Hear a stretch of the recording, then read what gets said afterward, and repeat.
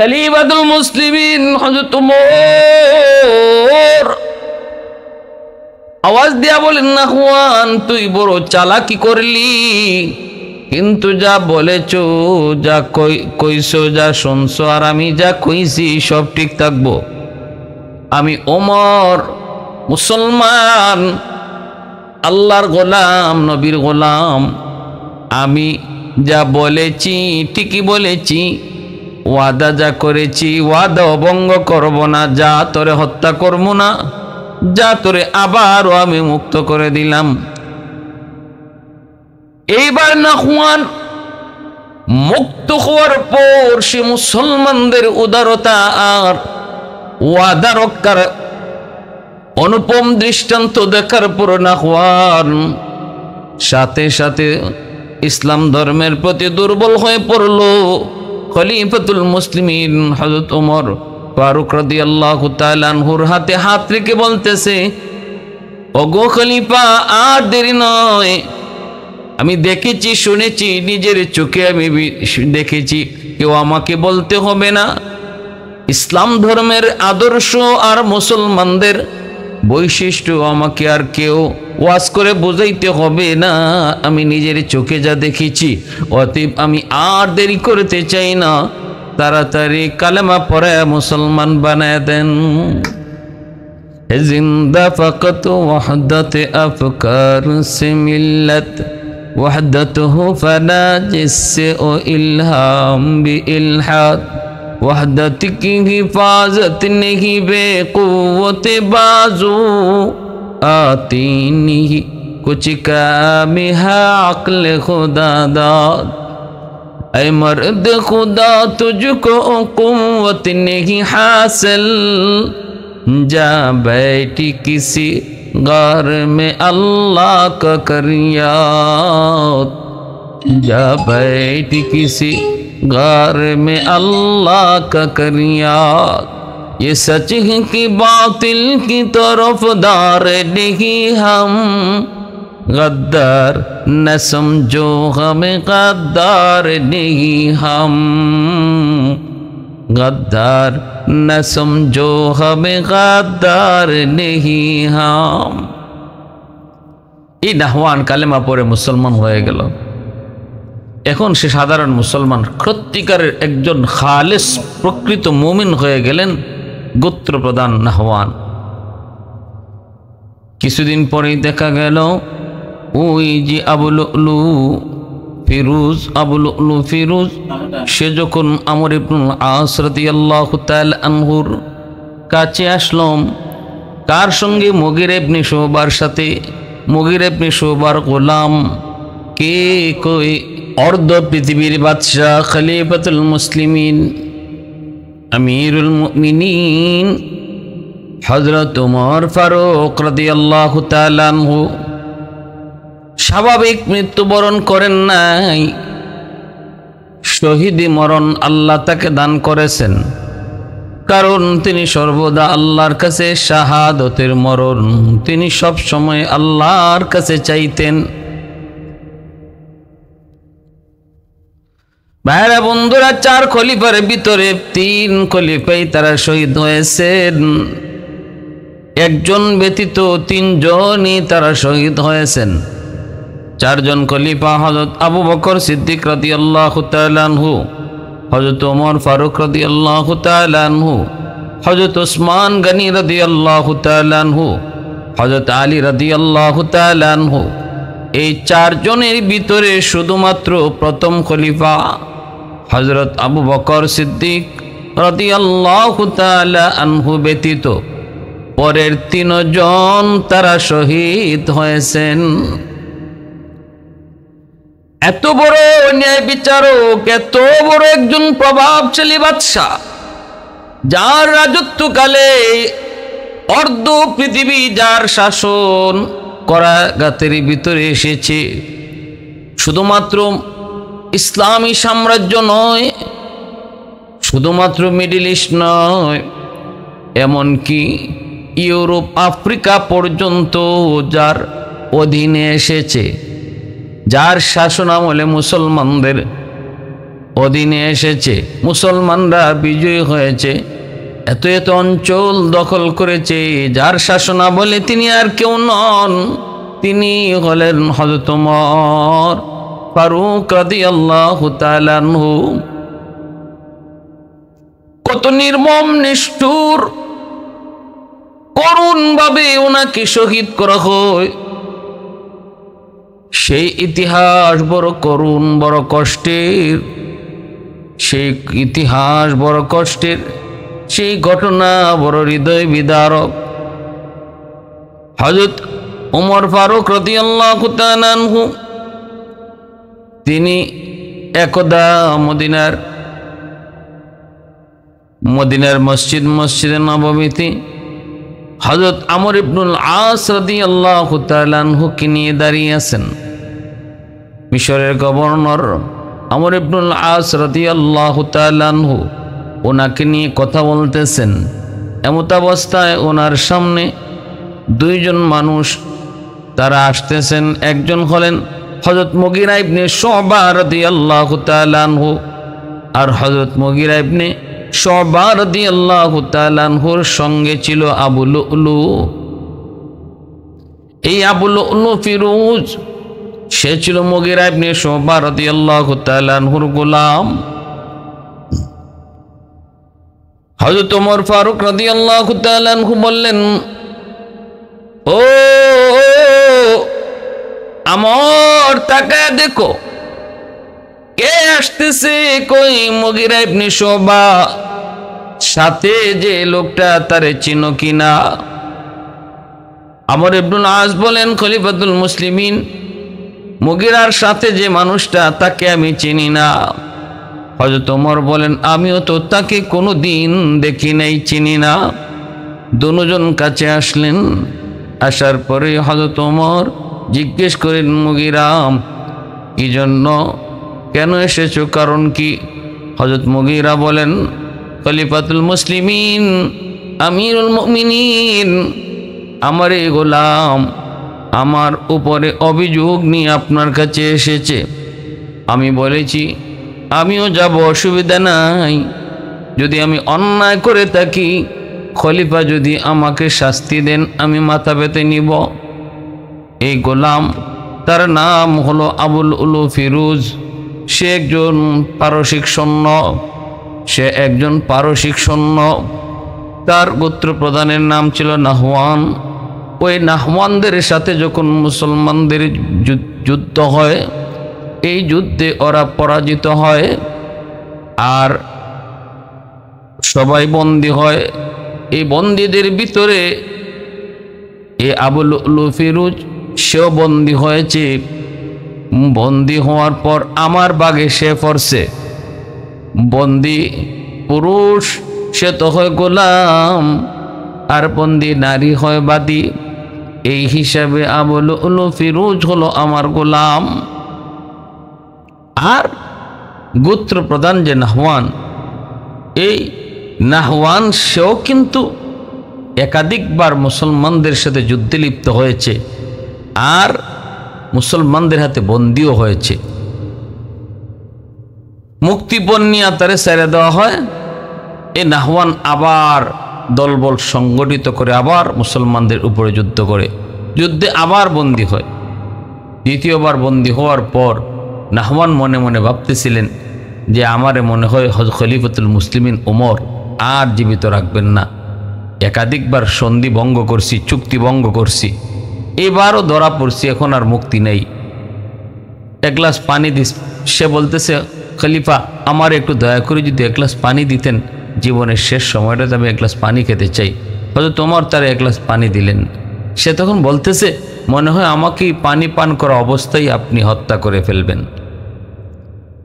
হযরত ওমর বলেন, এমনটা কখনো হবে না, কখনো এমন তুমি মনে করবা না, কারণ মুসলমান এত নিষ্ঠুর নয়, আমরা এত নিষ্ঠুর না, অমানবিক না, মুসলমানদের মধ্যে মানবতা রয়েছে। অতএব এমনটা কখনো তুমি কল্পনাও করবা না। তাহলে কি আমি পানি পান করা পর্যন্ত এই পানি পান করা পর্যন্ত আপনি আমাকে হত্যা করবেন না? খলিফা বলেন, হ, এই পানি পান করার আগ পর্যন্ত তোমাকে আমি হত্যা করব না। এই কথা বলা মাত্রই নাহওয়ান সাথে সাথে গ্লাসের পানিটা মাটিতে ফালায় দিছে। ফালে বলতেছে, আপনি ওয়াদা করেছেন এই পানি পান না করা পর্যন্ত আপনি আমাকে হত্যা করবেন না, তাহলে এই পানি আর আমি খাইলাম না, পান করলাম না, ফালায় দিলাম। এখন আপনি কিভাবে আমার হত্যা করবেন? যদি করেন তাহলে তো ওয়াদা ভঙ্গ হয়, আর আমরা তো জানি মুসলমান কখনো ওয়াদা ভঙ্গ করে না। খলিফাতুল মুসলিমিন হযরত ওমর আওয়াজ দিয়া বলেন, নাহওয়ান তুই বড় চালাকি করলি, কিন্তু যা বলেছ, যা কইছো, যা শুনছো, আর আমি যা কইছি সব ঠিক থাকবো। আমি ওমর মুসলমান, আল্লাহর গোলাম, নবীর গোলাম, আমি যা বলেছি ঠিকই বলেছি, ওয়াদা যা করেছি ওয়াদা অভঙ্গ করব না। যা তোরে হত্যা করব না, যা তোরে আবারও আমি মুক্ত করে দিলাম। এইবার নাহওয়ান মুক্ত হওয়ার পর সে মুসলমানদের উদারতা আর ওয়াদা রক্ষার অনুপম দৃষ্টান্ত দেখার পর নাহওয়ান সাথে সাথে ইসলাম ধর্মের প্রতি দুর্বল হয়ে পড়ল। খলিফাতুল মুসলিমিন হযরত ওমর ফারুক রাদিয়াল্লাহু তাআলা আনহুর হাতে হাত রেখে বলতেছে, ওগো খলিফা, আর দেরি নয়। আমি দেখেছি, শুনেছি, নিজের চোখে আমি দেখেছি, কেউ আমাকে বলতে হবে না। ইসলাম ধর্মের আদর্শ আর মুসলমানদের বৈশিষ্ট্য আমাকে আর কেউ ওয়াজ করে বোঝাইতে হবে না। আমি নিজের চোখে যা দেখেছি, অতএব আমি আর দেরি করতে চাই না, তাড়াতাড়ি কালেমা পড়ে মুসলমান বানায় দেন। জিন্দা ফকত ওয়াহদত আফকার সে মিল্লত ওয়াহদতহু ফানা জিসসে ও ইলহাম বি ইলহাদ वहदत की हिफाजत नहीं बेक़ुव्वत बाजू आती नहीं कुछ काम है अक्ल खुदा दाद। ऐ मर्द खुदा तुझको कुव्वत नहीं हासिल, जा बैठी किसी गार में अल्लाह का कर याद, जा बैठी किसी गार में अल्लाह का कर याद। ये सच है कि बातिल की तरफदार नहीं हम, गद्दार न समझो हमें, गद्दार नहीं हम, गद्दार न समझो हमें, गद्दार नहीं हम। এই নাহওয়ান কালেমা পড়ে মুসলমান হয়ে গেল। এখন সে সাধারণ মুসলমান, সত্যিকারের একজন খালেস প্রকৃত মুমিন হয়ে গেলেন, গোত্রপ্রধান নাহওয়ান। কিছুদিন পরেই দেখা গেল ওই যে আবু লুলু ফিরোজ, সে যখন আমর ইবনুল আস রাদিয়াল্লাহু তাআলা আনহুর কাছে আসলো, কার সঙ্গে? মুগীরা ইবনে শুবার সাথে। মুগীরা ইবনে শুবার গোলাম। কে কই? এ আল্লাহর গোলাম, একটু মনোযোগ খেয়াল করে শুনো। হযরত মুগীরা ইবনে শুবা রাদিয়াল্লাহু তাআলা আনহুর গোলাম আবু লুলু, যার নাম হলো আবু লুলু ফিরোজ, সে ছিল একজন পারসিক। সে কিন্তু বন্দী হয়েছে, মুসলমানদের হাতে বন্দী হয়েছে নাহওয়ানদের যুদ্ধে। তার সেনাপতি নাহওয়ান কালেমা পড়ে মুসলমান হয়ে খাঁটি মুসলিম মদিনায় বসবাস করে। সেও কিন্তু মুসলমান হয়েছে, মুসলমান হইয়া মুগীরা ইবনে শুবার গোলাম হয়েছে, কিন্তু তার দিলের ভিতরে প্রকৃত ঈমান নাই। মুখে মুখে শুধু ঈমান আনছে, মনের ভিতরে অন্তরে তার ঈমান নাই। গোপনে গোপনে দিলের ভিতরে সে মুসলমানদের প্রতি আক্রোশ, ইসলাম ধর্মের প্রতি বিদ্বেষ। কিভাবে মুসলমানদের ক্ষতি করা যায়, মুসলমানকে দুর্বল করা যায়, মুগীরা ইবনে শুবার বিরুদ্ধে অভিযোগ নিয়ে হযরত ওমরের দরবারে হাজির হয়েছে। হযরত মুগীরা বলতেছেন, আমিরুল মুমিনিন, আমার গোলাম সে আপনার কিছু অভিযোগ নিয়ে এসেছে। ওমর বলতেছেন, কি তোমার অভিযোগ?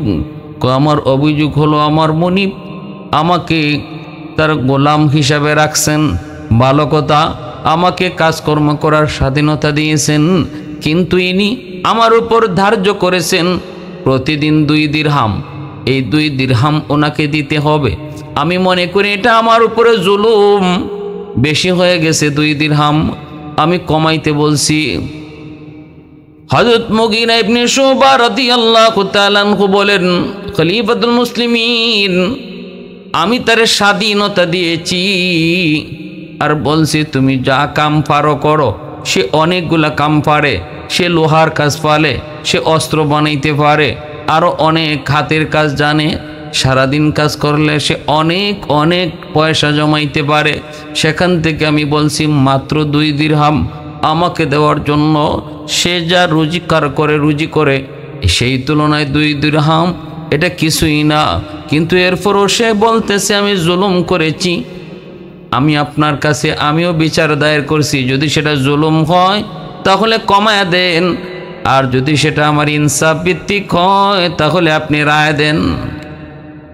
খলিফাতুল মুসলিমিন ওমর তখন তারে ডাক দিয়ে বলেন, ও মিয়া মুগীরা, তোমার উপরে যা ধার্য করেছে 2 দিরহাম এটা ইনসাফের সাথেই হয়েছে, বেশি হয় নাই। বরং এমনও তো হয় গোলাম সারাদিন রোজগার করে যা কামায় সব মুনিব্রাইনে দিতে হয়, এমনও তো অনেক দৃষ্টান্ত নজির রয়েছে। কিন্তু মুগীরা তো তা করে নাই।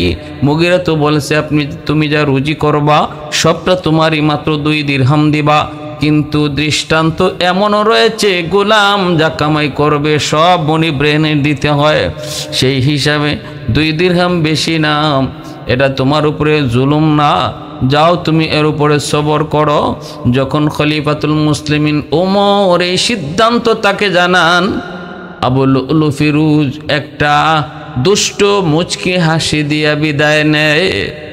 ঠিক আছে ঠিক আছে জাহাপনা, আপনি যা বলছেন এটাই শিরোধার্য। দুষ্ট মিষ্টি হাসি দিয়ে সে বিদায় নেয়। তার ওই হাসিটার ভিতরে কি দুষ্টামি ছিল তখন কেউ বোঝে নাই, কেউ বুঝতেও পারে নাই।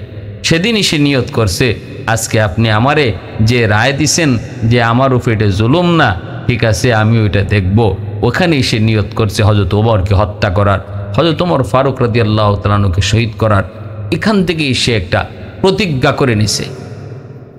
গোপনে গোপনে তার নেতা নাহওয়ানের সাথে যোগাযোগ করে। নাহওয়ান তো এখন কালেমা পড়ে মুসলমান হয়েছেন। নাহওয়ানের সাথে প্রথম যোগাযোগ করলো, যোগাযোগ করে বলতেছি, নেতা আপনার এই কষ্ট দেখে আমার বড় কষ্ট লাগি। নাহওয়ান কয়, আমার নেতা কইবা না, আমি কোনো নেতা না, আমি একজন সাধারণ মুসলিম, তুমি আমাকে নেতা কেন বলো? নেতা হওয়ার ইতিহাস সেটা পিছনে, আমি সেটা ভুলে গেছি। আমার পিছনের জীবনের ইতিহাস আমি মনে রাখতে চাই না। অমুসলিম থাকাকালীন মুসলমানদের সাথে যত যুদ্ধ করেছি, ভুল করেছি, অন্যায় করেছি, আল্লাহ যদি আমাকে মাফ করে। পিছনের ইতিহাস, পিছনের ঘটনা বলে আমাকে লজ্জা দিও না, আমাকে অনুতপ্ত করো না, আমার ভিতরের শয়তানটারে জাগায় দিও না। আমি এখন আল্লাহর কাছে তওবা করি। এই কথা বলতেই এই আবু লুলু ফিরোজ, সে তো বড় খারাপ, সে তো অনেক খারাপ, সে তো বড় দুষ্ট।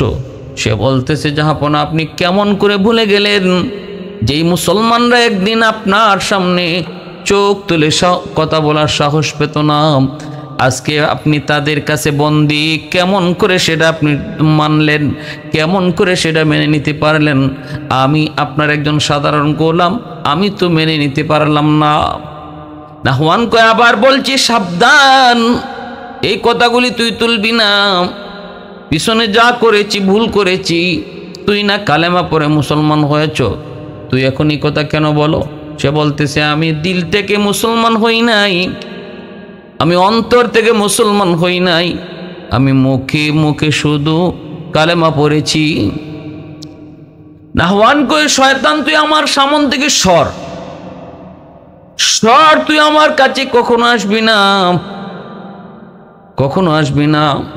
একদিন একটা এরকম ধারালো ছুরি বানাইয়া নাহওয়ানকে সে দেখাইতে আসছে। কয় ওস্তাদ দেখেন একটা ছুরি বানাইছি। নাহওয়ান কয় ছুরিটা আমার কাছে বেচবি নাকি? কয় না, বেচার জন্য না। নাহওয়ান কয় আমার ছুরি লাগবেও না, কিন্তু এই ছুরি তুই এত ধারালো ছুরি কেন বানাইলি? কয় শুনবেন কিছুদিন পরে। আমি একটা কাজে একটা উদ্দেশ্যে ছুরিটা বানাইছি, কিছুদিন পরে আপনি টের পাইবেন। নাহওয়ান তখনও কয় শয়তান তুই আমারে বল কি ষড়যন্ত্র করস তুই? তখন কিছুই কইল না, চলে গেল। ওই দিন ফজরের সময় হযরত ওমর ফারুক রাদিয়াল্লাহু তাআলা আনহু মদিনার মসজিদে নামাজ পড়াইতে আসবেন। ইমামতির জায়গায় তিনি দাঁড়িয়ে গেলেন। সামনের কাতারে যারা যারা দাঁড়ালেন, এর ভিতরে সামনের কাতারে আইসা সেই মুনাফিক আবু লুলু চাদরের নিচে ধারালো ছুরি লইয়া সে সামনের কাতারে এসে দাঁড়াইল এবং সোজা হযরত ওমর ফারুক রাদিয়াল্লাহু তাআলা আনহুর পিছনে। অথচ তার এই কাপড়ের নিচে, চাদরের নিচে হলো ধারালো ছুরি। ইসলাম কত অসাম্প্রদায়িক ধর্ম! ইসলাম হলো সাম্যের ধর্ম। ইসলামের ভিতরে ধনী গরিব নেই, ইসলামের ভিতরে গোলামার মুনিব নেই। যদি ইসলাম ধর্ম শ্রেণী বিন্যাসকেই প্রাধান্য দিত, তাহলে গোলামকে কখনো তারা সামনের কাতারে দাঁড়াইতে দিত না। এ তো গোলাম, এ গোলাম রে সামনের কাতারে কেউ আসতে দিত? রাখ রাখ, তুই পিছনে যা, তুই সামনের কাতারে কেন আস? এ কথা তো কেউ বলে নেই। সামনের কাতারেও না, সামনের কাতারে হযরত ওমরের একদম সোজা বরাবর যায় দাঁড়াইছে। খলিফাতুল মুসলিমিন হযরত ওমর নামাজ শুরু করলেন, পড়াইতেছেন। আর ওই অবস্থায় সবাই যখন নীরব নিস্তব্ধ হয়ে হযরত খলিফাতুল মুসলিমিন ওমরের কোরআন তেলাওয়াত শুনতেছে, সূরাতুল ফাতিহা হযরত ওমর শুরু করলেন। আলহামদুলিল্লাহি রাব্বিল আলামিন আর রহমানির রহিম মালিকি ইয়াউমিদ্দিন। আল্লাহ পাক রব্বুল আলামিনের প্রশংসা সূরাতুল ফাতিহার শুরুতে, আল্লাহ পাকের গুণগান, পিনপন নীরবতা। কয় নামাজ আমরাও পড়ি, সাহাবায়ে কেরামরাও নামাজ পড়ছে, তফাৎ কেমন 19-20? কয় না, কদ্দুর আকাশ পাতাল তফাৎ। আমরা নামাজ পড়ি, সাহাবায়ে কেরামও নামাজ পড়ছে। আল্লাহ পাক বলছে, বন্ধু জানায় দিও তোমার উম্মতের জন্য নামাজ হলো মেরাজ। প্রকৃত নামাজের মধ্যেই আল্লাহ পাকের সাথে মেরাজ, এটা তারা টের পাইছেন। সাহাবায়ে কেরাম, আল্লাহওয়ালাগণ, কুতুবগণ তারা টের পাইছেন। পিনপন নীরবতা। কিন্তু ওই বেঈমান মুনাফিক, তার অন্তরে তো কোরআনের মহব্বত নাই, তার অন্তরে তো মুসলমানদের প্রতি বিদ্বেষ, তার অন্তরে তো হযরত ওমরের প্রতি বিদ্বেষ, যে ওমরের কারণে রাজত্বকালে তার রোম সাম্রাজ্য, পারস্য সাম্রাজ্য, যে ওমরের শাসন আমলে মুসলমানদের কাছে পরাজিত হলো, অর্ধ পৃথিবী ওমরের শাসনে মুসলমানদের করায়ত্তে আসলো। এই ওমরের প্রতি তার চরম থেকে চরম বিদ্বেষ। ছুরিটা বের করে টপ টপ করে হযরত ওমরের কাছাকাছি চলে গেল। যাইয়ে ওনার পিছন দিক থেকে উপর্যপরি ছুরির আঘাত করা শুরু করলো। পিছন দিকে এমনভাবে আঘাত, একের পর আঘাত, বিদ্যুৎ বেগে এরকম ধারালো ছুরিটা চালাইতে লাগলো। আবার সামনের দিকে আইসা নাভির নিচে একটা ছুরি মারলো। ওই ছুরিটার দ্বারাই এত গভীর হয়েছে, যার কারণে হাকিম কবিরাজরা বলেছে নাভির নিচের ছুরির আঘাতটাই সবচেয়ে বড় খতরনাক ছিল। এতগুলি আঘাত কইরা ওই জালেম, ওই নাফরমান আবু লুলু ফিরোজ সে চলে যাইতেছে। একজন ফিরাইতে চাইছিল, তারও হত্যা করছে। অনেকে আহত কইরা সে যাইতে পারে নাই। পিছনের দিকে যাই সে আবার দরাও খাইছে। চতুর্দিক থেকে মানুষজন এরকমভাবে জড়ো হয়ে গেছে। হযরত ওমর তিনি আহত হয়ে পড়ে গেছেন। আহত হয়ে পড়ে গেছেন, ওনাকে ধরছেন। কিন্তু হযরত ওমর তিনি তখন মিম্বর থেকে জায়নামাজের পর থেকে তিনি পিছনে পড়ে গেলেন। যখন তিনি দেখতেছেন পড়ে যাবেন, আর দাঁড়ায় থাকতে পারেন না, এতগুলি ছুরির আঘাত, দাঁড়ায় থাকা সম্ভব না। আব্দুর রহমান ইবনে আউফ রাদিয়াল্লাহু তাআলা আনহু তার পিছনের ছিলেন। আস্তে করে টান দিয়া আব্দুর রহমান ইবনে আউফ রাদিয়াল্লাহু তাআলা আনহুকে ইমামের জায়গায় দাঁড় করায় দিলেন, আর বুঝাইলেন নামাজ আপনি শেষ করেন। আমি উমর পড়ে গেছি, মরে যাইতেছি, এটা বড় নয়। আমার আল্লাহর হুকুম, নামাজ হলো আমার জীবনের চেয়েও বড়, নামাজ আগে শেষ করেন। হযরত আব্দুর রহমান ইবনে আউফ রাদিয়াল্লাহু তাআলা আনহুর ইমামতির দ্বারা নামাজ শেষ হলো।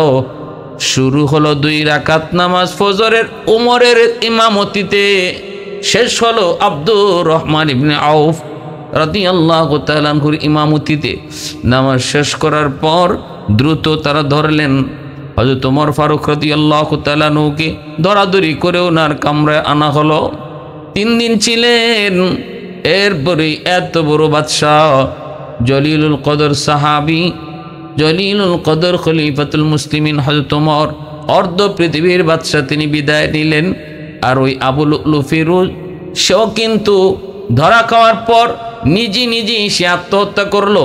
নাফরমান, নাপাক, সে নিজের জান নিল, সুইসাইড করলো। অর্ধ পৃথিবীর বাদশাহ ওমর, এতটাই ছিল ন্যায় বিচার, ন্যায় কথা সব সময় তিনি কইতেন, সব সময় তিনি করতেন। ভাইরা বন্ধুরা, আতিব ইবনে আবি বালতা রাদিয়াল্লাহু তাআলা আনহু, ওমর রাদিয়াল্লাহু তাআলা আনহুর জমানার বহুত বড় একজন ব্যবসায়ী, অনেক গোলাম রাখতেন। গোলামরা ওনার সারাদিন কঠিন থেকে কঠিন, সারাদিন গোলামেরা কাম করত, ওনার উটগুলা রাখালি করত, আর উনি এদেরকে খাওয়ান দিতেন, পরিবার পরিজনকে পালতেন। কিছুদিন পরে দেখা গেল ওনার 3 জন গোলামের বিরুদ্ধে নালিশ আসলো। এই 3 জন গোলামে অন্য একজনের একটা উট চুরি করে ফেলছে। হযরত ওমর এই কথাটা শোনা মাত্রই এই 3 জন গোলামকে ধইরা আনতে বললেন। এই 3 জন গোলাম ভয়ে অস্থির, হবেই তো ওমরের আদালতে তাদের আজকে চুরির অপরাধে ধরা, হাত কেটে দেওয়া হবে, চুরির অপরাধে হাত কেটে দেওয়া হবে। আস-সারিকু ওয়াস-সারিকাতু ফাকতাউ আইদিয়াহুমা জাযাআম বিমা কাসাবা। আল্লাহ পাক কোরআনে বলছেন চুরির অপরাধের শাস্তি হলো হাত কেটে দেওয়া। কিন্তু ইসলামে হাত কাটার ঘটনা 30 বছরের খেলাফতের জমানায় মাত্র 6 জনের হাত কাটা হয়েছে। তাহলে বোঝা গেল হাত কাটার বিধানটা শরীয়ত ধার্য করছে, কিন্তু প্রমাণ করার জন্য অনেক শর্ত লাগাইছে। আবার ওই চুরের জন্য, যেই চোর বারবার চুরি করে, দরকার নাই তার চুরি করার, বিপদেও পড়ছে না, ঠেকাত পইরাও চুরি না, পেশা বানায় ফেলছে চুরিরে, এমন চোরের শাস্তি হাত কাটা। কিন্তু বিপদে পড়ে ঠেকাত পইরা কেউ চুরি করতে গেলে ইসলামে অনুপম উদাহরণ রয়েছে, তারে ক্ষমা করে তার কর্মের ব্যবস্থাও করে দেওয়া। হযরত ওমর 3 জনকে ডাকে আনলেন, ডাক দিয়া বলেন ঘটনা কি, কেন তোমরা অমুকের উট চুরি করছো? তখন কয়, হুজুর আমরা উটটা চুরি করছি। কি করছো এখন? উটটা কোথায় জানো না? চুরির অপরাধে হাত কেটে ফেলতে হয়। কয় হুজুর জানি। উটটা কোথায় এখন? কয় জবাই করে খেয়ে ফেলছি। হযরত ওমর কয় এত বড় সাহস, চুরি করছো আবার জবাই করে খাইয়া ফেলছো, কেন এমনটা করছো? তাড়াতাড়ি বলো, কেন এমন করছো? ও তখন মালিক হাতিব ইবনে আবি বালতার দিকে তাকায়, ডরায় কয় না। হযরত ওমর বুঝছেন যে ঘটনা তো এখানে শেষ না, এটার পিছনে আরো কোনো ঘটনা আছে। কি ব্যাপার? মালিকের দিকে তাকাও কেন? ডরাও না কি? কি ব্যাপার কও? মালিককে ডরাইবা না, আমি ওমর বলতেছি, নির্দ্বিধায় বলো, অমুকের উট চুরি করছো কেন? তখনই কইতেছে, হুজুর আমরা যদি সত্য কথা কই তাহলে এই হলো আমাদের মালিক, সারাদিন আমাদেরকে দিয়ে খুব কষ্ট করায়, আমরা রাত নাই দিন নাই তার কামকাজ করি, কিন্তু সে যে পরিমাণ টাকা পয়সা, যে পরিমাণ খাবার দেয়, এই খাবার আমরা পেট ভরে না। এ খাবার আমরা সংসার চলে না, আমরা খুব কষ্ট করি, এজন্য আমরা অমুকের উটটা চুরি করে ফেলাইছি। এই কথা বলা মাত্রই হযরত ওমর হাতিব ইবনে আবি বালতাকে ডাকলেন, ডাইকা বললেন, কিভাবে তাদেরকে কেমনে কি করো? সব জানার পরে দেখলেন ঠিকই তাদেরকে কষ্ট দেওয়া হচ্ছে। হযরত ওমর তখন বললেন, যাও, তিনজন এই চুরের বেকসুর খালাস, তাদের কোনো শাস্তি নেই, তাদের কোনো শাস্তি নেই, বেকসুর খালাস। এবার যার উট চুরি হয়েছে এই লোককে কয়, হুজুর চোরকে আপনি মুক্তি দিয়ে দিলেন, কিন্তু আমার উটের কি হবে? তিনি বলেন, উট দিবে হাতিম ইবনে আবি বালতা। ওই চুরের, ওই তিন চুরের মুনিব, যে মুনিব রেডাইকে আনছেন, আইনা বলতেছেন, তুমি এই উটের দাম দাও, উটের দাম তুমি দাও, কারণ তোমার গোলাম তোমার কাছ থেকে যা পাওয়ার, যা তাদের অধিকার ছিল, পাওনা ছিল, পুরোপুরি পাওনা না পাওয়ায় তারা অন্যদিকে হাত বাড়ায় অপরাধ করছে। অতএব অপরাধটা তোমার কারণে হয়েছে, তুমি তার এই উটের পরিপূর্ণ দাম দিয়ে দাও। প্যারে হাজিরিন, ইসলামের ইতিহাসে এমন দৃষ্টান্ত রেখে গেছেন হযরত ওমর। অতএব চুরির অপরাধ হাত কাটা, তার মানে যে চুরি করলেই হাত কাট হয়ে গেছে কি ইসলামে, এমন না। পুরা খুলাফায়ে রাশিদিনের ইতিহাস ঘাটলে এমন 6 জন পাওয়া যায়, যাও একবারে যার পেশা বানাইছিল হাত কাটা, পেশা বানাইছিল হাত কাটা, তার হাত কাটা হয়েছে। আর ঠেকাত পইরা, অসুবিধাত পইরা, অভাবে পইরা কেউ যদি চুরি করে ফেলছে আর এটা প্রমাণিত হয়েছে, তখন তার প্রতি দরদ দেখানি হয়েছে, তার প্রতি সমীহ করা হয়েছে। হ্যাঁ, এই জন্য হযরত ওমর রাদিয়াল্লাহু তাআলা আনহু ইনি শুধু খালি শাসক ছিলেন না, অত্যন্ত ন্যায় বিচারক বাদশা ছিলেন। ফারুক তেরা নাম সে ইসলাম রহেগা,